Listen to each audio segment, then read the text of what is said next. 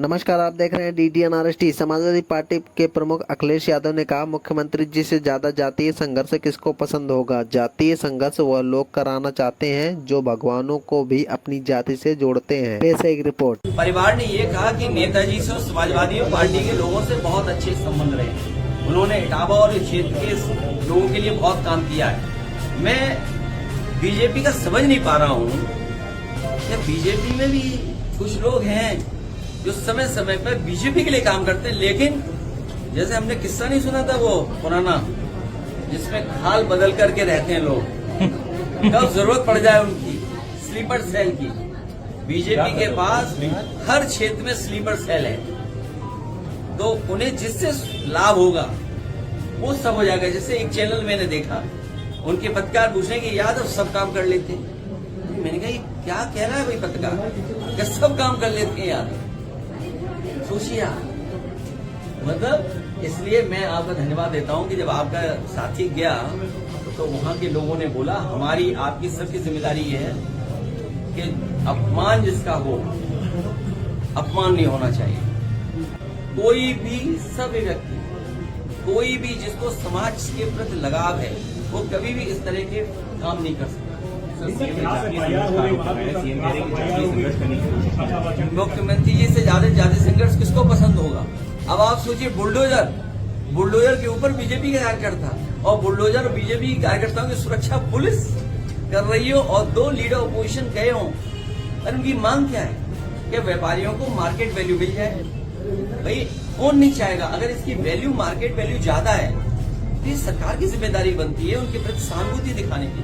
व्यापारी वो सोचिए, मुख्यमंत्री जी के क्षेत्र से चुने गए लोग हैं, क्या है वहाँ की कहानी। बुलडोजर का वो पार्ट का नाम भूल जाता हूँ जिसपे वो बैठे लोग हैं, क्या बोलते हैं उसको। हाँ है? नहीं, जो होता है जिसके अंदर बैठे कुछ होता है बोलते, जो भी कुछ हो। आप सोचिए, बकेट, बुलडोजर की बकेट में बीजेपी के कार्यकर्ता और उनकी सुरक्षा के लिए पूरी पुलिस। सोचिए आप, जाति संघर्ष कौन कराना चाहता है। जाति संघर्ष वो लोग कराना चाहते हैं जो भगवानों को भी अपनी जाति से जोड़ते हैं। मैं बंगाल के लोगों से और खासकर आदरणीय मुख्यमंत्री से कहना हूँ, बहुत सावधान रहिए बीजेपी से। कोई भी घटना होगी, अगर आप निष्पक्ष भी कार्रवाई करना चाहेंगी तो उससे पॉलिटिकल लाभ लेना चाहते हैं बीजेपी को। आए दिन यहाँ बलात्कार हो रहे हैं यूपी में। आप सोचिए, अयोध्या सबसे पवित्र धरती, वहां बलात्कार होते, लखनऊ में बलात्कार होते, कहाँ नहीं होते। और महिलाओं की छेड़खानी में सबसे आगे उत्तर प्रदेश है। वो इसलिए क्योंकि यहाँ की सरकार कानून व्यवस्था के अलावा सब पे ध्यान दे रही है। पत्रकार क्या कर रहे हैं, नेता लोग क्या कर रहे हैं, वहाँ क्या हो रहा है। तो अगर कानून व्यवस्था पे ध्यान नहीं देंगे तो यही हालत होगी। उत्तर प्रदेश नंबर 1 है सब चीजों में। अरे भाई ये बताओ, इस सरकार ने बाल बेटी को न्याय नहीं दिलाया। इस सरकार ने बाल बेटी को न्याय नहीं दिलाया। उसके पिताजी पे झूठे मुकदमे लगा दिए, जेल भेज दिया। और आप में से कई पत्रकार साथी वो जानते होंगे कि आप लोगों पे भी झूठे मुकदमे लगते हैं। कभी ईडी, इनकम टैक्स और तमाम विभाग आपके पीछे भी पड़ जाते हैं। तो ये कोई नई चीज नहीं है। खेल भारतीय जनता पार्टी का बहुत पुराना है, दबाव बनाने के लिए। अब पुलिस किसकी है? पुलिस कोई संविधान से थोड़ी चल रही है।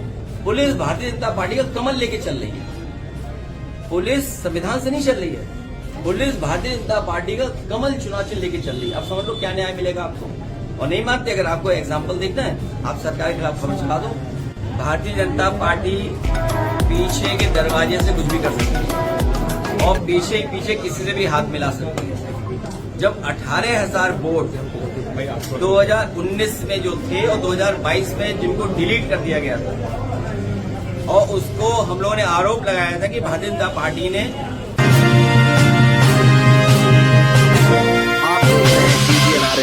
उन लोगों के नाम डिलीट कर दिए जिन्होंने 2019 में वोट डाले थे, 2022 में वोट नहीं डाल पाए।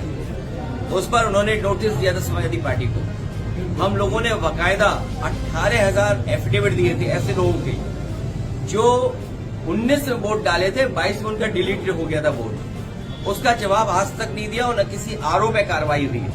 और अभी जो लूट हुई थी कुदरकी में, जहां पर सीसीटीवी में सब कैद है कि पुलिस के लोगों ने वर्दी उतार करके, प्राइवेट ड्रेस पहन करके वोट डाला।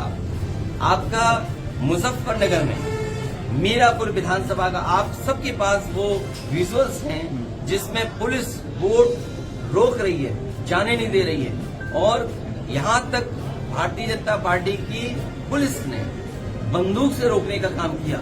मैं उन बहादुर महिलाओं को बधाई देना चाहता हूँ। तो अगर ममता जी कुछ कह रही है मुख्यमंत्री, इसका मतलब ये है कि भारतीय जनता पार्टी कोई साजिश षड्यंत्र कर रहे हैं। वो जो बांट करके समाज में दीवार खड़ी कर करके जो राजनीति करना चाहते हैं, जातियों में धर्म में भेदभाव पैदा कर करके वोट लेना चाहते हैं, वो लोग सेकुलरिज्म और सोशलिज्म के खिलाफ हैं। और मैं आप साथियों से कहना चाहता हूं, और मैं बड़ी जिम्मेदारी के साथ, हो सकता है मैं कहीं गलत हूं, उसको आप ठीक करना। जिस समय भारतीय जनता पार्टी की गठन हो रहा था, भारतीय जनता पार्टी जब बनाई जा रही थी, ये बहस हो रही थी इस बात को लेकर के कि भारतीय जनता पार्टी जब काम करेगी तो क्या वो आरएसएस की विचारधारा, जो कम्युनल विचारधारा है, उस पर चल करके काम करेगी। और जो छुपी हुई उनकी रणनीति है कैपिटलिस्ट लोगों को बढ़ावा देने की, क्या उस व्यवस्था को, कैपिटलिज्म को और मजबूत करेंगे। उस समय जब भारतीय जनता पार्टी का गठन हुआ तो ये बहस जरूर हुई थी कि भारतीय जनता पार्टी सेकुलर सिद्धांतों को अपनाएगी, सोशलिस्ट सिद्धांतों को अपनाएगी कि नहीं अपनाएगी। उस समय ज्यादातर भारतीय जनता पार्टी के गठन में शामिल होने वाले और उस समय जिनको राष्ट्रीय अध्यक्ष बनाया, जो प्रस्ताव पास हुआ, वो सेकुलर और सोशलिस्ट भारतीय जनता पार्टी सिद्धांतों को अपनाएगी। अगर भारतीय जनता पार्टी के लोगों ने अपने स्थापना के समय पर जो प्रस्ताव पास किया था और स्थापना के समय पर जो उनके राष्ट्रीय अध्यक्ष थे, जो उन्होंने सेकुलरिज्म और सोशलिज्म अपनाया था, अगर उस चीज को भी नहीं समझ पा रहे तो भारतीय जनता पार्टी के लोग नहीं है।